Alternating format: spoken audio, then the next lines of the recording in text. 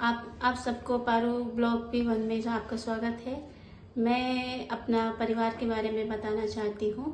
मेरा परिवार में मेरी मम्मी है और मैं और मेरी दो बड़ी दीदी हैं। मेरे पापा नहीं है, गुजर गए, और मेरा भाई भी नहीं है, और मेरे दोनों दीदी अपने अपने ससुराल में हैं, और मेरी मम्मी घर में अकेली, और मैं बेंगलोर में एक कंपनी में काम करती हूँ।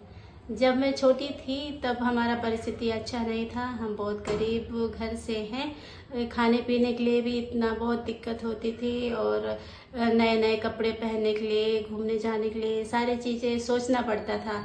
कुछ पैसे नहीं रहते थे, कुछ भी नहीं रहता था, तो कैसे ये सब कर पाते। लेकिन बचपन से अभी तक हमने बहुत कष्ट झेले हैं, बहुत तकलीफ़ें सही है, और कमाने वाला भी कोई नहीं है। मेरी माँ बूढ़ी हो गई है, करीबन 75 साल की होंगी, लेकिन अभी वो काम भी नहीं कर पा रही हैं, और बाहर मजदूरी करने जाएगी तो सियान अवस्था में कहाँ मजदूरी करने जाएगी।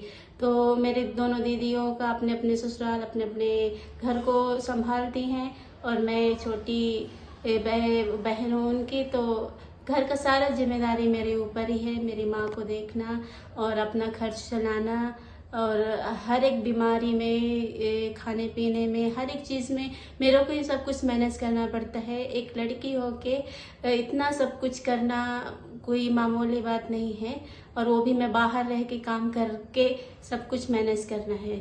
एक लड़की अकेली बाहर रहती है, तो आज के ज़माने में अकेले लड़की बाहर जाना इतना मुश्किल है, इतना कठिन है कि हर एक परिस्थिति, हर एक कई प्रकार की समस्या को सामना करना पड़ता है।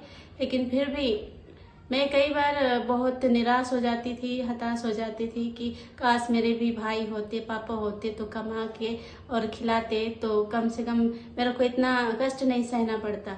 लेकिन नहीं है तो क्या कर सकते हैं।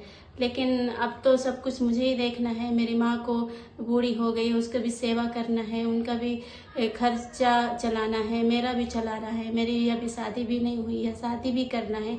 इन सारी चीज़ों को कमाने के लिए पैसे बहुत ज़रूरी है। और कमाना कितना है, कंपनियों में तो आप लोग सब जानते हैं कंपनी में कितना मिलता है, 8-10 हज़ार, 15 हज़ार, 20 हज़ार।